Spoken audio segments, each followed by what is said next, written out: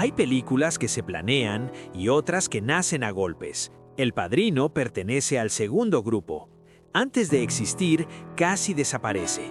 Estudios enfrentados a su director, actores al borde del despido, decisiones guiadas por miedo y paranoia. Nada estaba bajo control, todo podía estallar, y aún así, del caos surgió algo irrepetible. Esta no es la versión romántica del cine, es la sucia, brutal, donde cada escena parece un milagro. Abróchate, El Padrino no se rodó, sobrevivió. Número 15. Antes de que Don Vito Corleone existiera, Marlon Brando era considerado un problema. Caro, impredecible y tóxico para Paramount. Sus últimos fracasos y su fama de sabotear producciones hacían que los ejecutivos lo rechazaran sin discusión. Coppola, desesperado, organizó una audición secreta en su casa, donde Brando apareció transformado. Betún en el cabello, papel tisú en las mejillas, voz grave y postura encorvada. En minutos, el galán de Hollywood desapareció y emergió un patriarca temible. Los ejecutivos no vieron a Brando, vieron a alguien que imponía respeto sin palabras. Ese día no aprobaron a un actor, perdieron la batalla. Número 14. Durante décadas se creyó que Marlon Brando había actuado con bolas de algodón en la boca durante El Padrino. Sonaba extremo, perfecto, muy Brando, pero era falso. Ese papel tisú solo apareció en la audición secreta. En el set, Brando usó prótesis dentales diseñadas con precisión para controlar cada sílaba, cada pausa, cada respiración.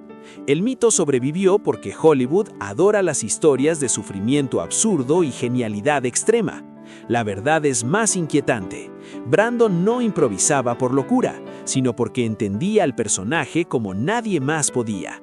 Cada gesto, cada sonido, cada silencio fue decisión consciente. Esa fue la fuerza que transformó a Don Vito Corleone en un ícono del cine. Número 13. Al Pacino no era una estrella, era una apuesta arriesgada. Paramount buscaba caras conocidas, carisma inmediato y presencia vendible. Pacino ofrecía silencios, miradas bajas y palabras murmuradas, algo que los ejecutivos interpretaron como debilidad. Tras 2 semanas de rodaje, su destino parecía sellado.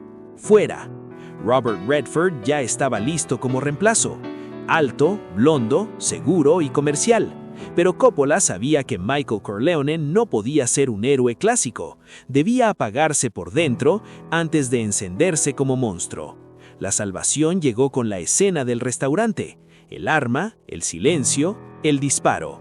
Cuando la vieron, los ejecutivos comprendieron que Pacino no era tímido, sino una bomba de tiempo. La historia del cine cambió para siempre. Número 12. Hay gritos que no se actúan, simplemente estallan desde lo más profundo. La famosa escena de la cabeza de caballo en El Padrino no era un truco de utilería. Coppola tomó la decisión en el último minuto, sin avisar a nadie, sin preparar a John Marley. Cuando abrió las sábanas, lo que encontró no era plástico, ni goma, era real, pesado, frío, aterrador. El grito que escuchamos en pantalla no es actuación, es el choque de un hombre enfrentando lo inesperado. Coppola nunca pidió otra toma. La escena quedó perfecta, legendaria, pero el precio fue psicológico. Marley sufrió pesadillas durante semanas, un costo invisible que pocas veces se ve en el cine. Número 11. Por otro lado, dirigir El Padrino no fue tranquilo para Coppola. Cada noche regresaba al hotel convencido de que lo despedirían, y cada mañana entraba al set como si fuera su último día. Los ejecutivos vigilaban cada plano, buscando errores, lentitud, sombras, silencios. Querían acción, tiros, ruido. Coppola, en cambio, quería familia, tiempo, miradas largas y pausas incómodas. Esa tensión constante impregna la película. Cada escena tiene urgencia, cada diálogo pesa. Nada fue casual, nada estaba garantizado. De ese miedo, de esa presión, nació la obra que hoy reverenciamos. Un filme que combina la precisión de un reloj y la intensidad de un corazón latiendo al borde del colapso. Número 10. James Caan no quiso fingir. No le interesaba hacer como si lo mataran. No quería actuar el impacto. Quería sentirlo. Para la muerte de Sonny, decidió que las explosiones tenían que ser reales, violentas, físicas. Exigió que se usaran squibs, pequeñas cargas explosivas diseñadas para simular impactos de bola. No se trataba de un capricho. Entendía que Sonny no muere elegante.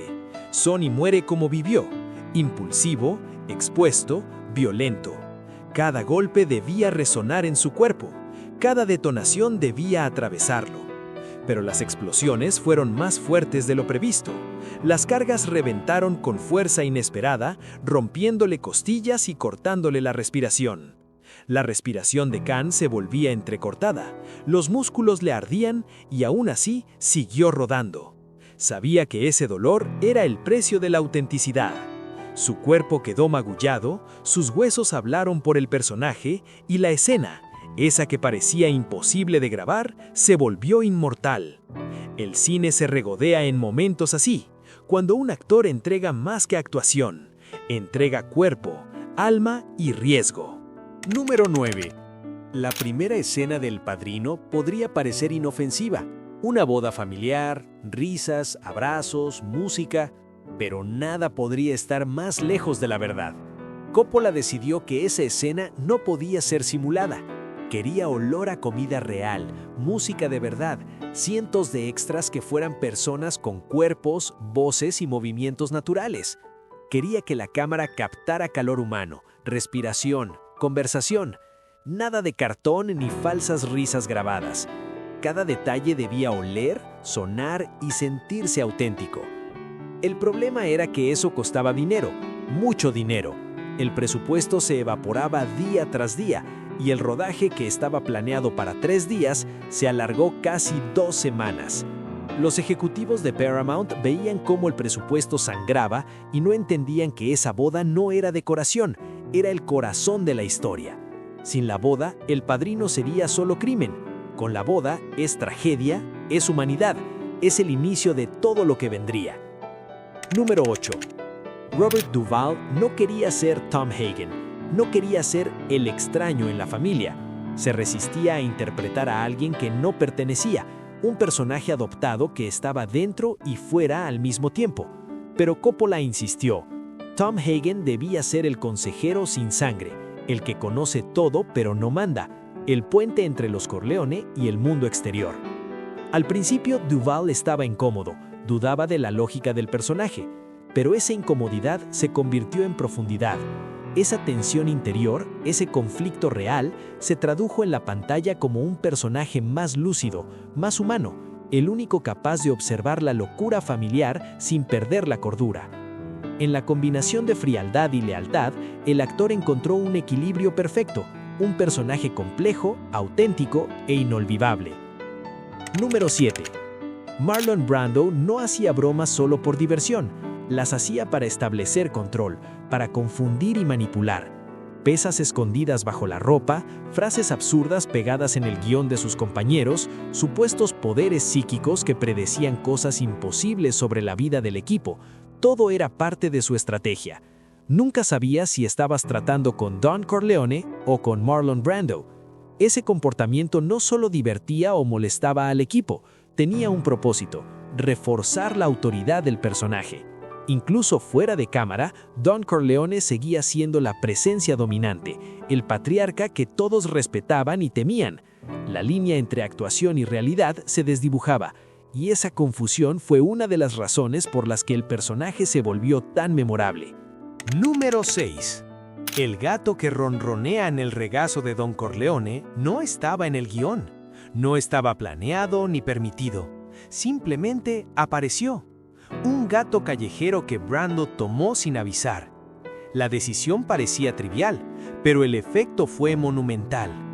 Ese simple gesto encapsuló la dualidad de Vito, capaz de acariciar suavemente a un animal indefenso mientras orquesta asesinatos y decisiones brutales.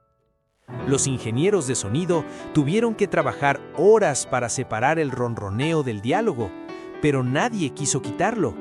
La escena se convirtió en una metáfora visual y emocional imposible de escribir. Poder y ternura coexistiendo, terror y calma entrelazados. Esa imagen sola comunica más que cualquier diálogo que pudiera existir. Número 5. Paramount no quería El Padrino. Querían algo rápido, moderno, lleno de acción, olvidable. Coppola, en cambio, luchaba por memoria, por tradición, por tiempo. Cada decisión era una guerra. Vestuario, época, lenguaje, silencios, locaciones. Cada pequeño detalle costaba sangre creativa. Ese conflicto entre visión artística y presión comercial es palpable en cada escena. Por eso El Padrino no se siente fabricado, se siente vivido, auténtico. Cada mirada, cada pausa, cada gesto tiene peso porque detrás de ellos había un precio real, un riesgo, una pelea constante por preservar la integridad de la historia. Número 4. Las protestas no eran simbólicas, eran reales y peligrosas. La Liga Italoamericana de Derechos Civiles, con Joseph Colombo detrás de escena, se opuso a la película. Temían la representación de su comunidad y la atención que podría atraer de la policía. El acuerdo fue extraño. Eliminar palabras, no nombrar, no señalar directamente. Irónicamente, eso hizo a la película más peligrosa, más real, más amenazante. Lo que no se dice puede intimidar más que lo explícito. Y así, las limitaciones impuestas por la mafia real contribuyeron a la creación de una narrativa más poderosa y auténtica. Número 3. La escena del restaurante, donde Michael mata a Sollozzo y al capitán McCluskey, fue un suplicio. Coppola exigió perfección absoluta, 77 tomas en total. Pacino quedó emocionalmente agotado, dudando de su talento, sintiéndose al límite. Pero Coppola no cedió. Esa escena no era solo una muerte, era un nacimiento. Michael Corleone, el hijo retraído y heroico, murió allí. Lo que emergió fue un monstruo calculador, frío y despiadado. Cada mirada, cada gesto, cada pausa construyó la transformación más importante de toda la saga. Número 2. Kay no comprende del todo. Su distancia cultural y moral la convierte en la voz del público dentro de la pantalla. Protestante, anglosajona, outsider en la familia Corleone, ella representa la normalidad chocando con el mundo criminal. Su horror, su incomodidad, son los nuestros. Coppola usó a Kay estratégicamente. A través de sus ojos, el espectador puede absorber la violencia, el engaño y la tradición sin ser parte de la familia. Ella nos recuerda que incluso en la oscuridad hay alguien que observa, que cuestiona y que siente miedo. Número 1. Bajo su ropa, Coppola llevaba la palabra paranoia.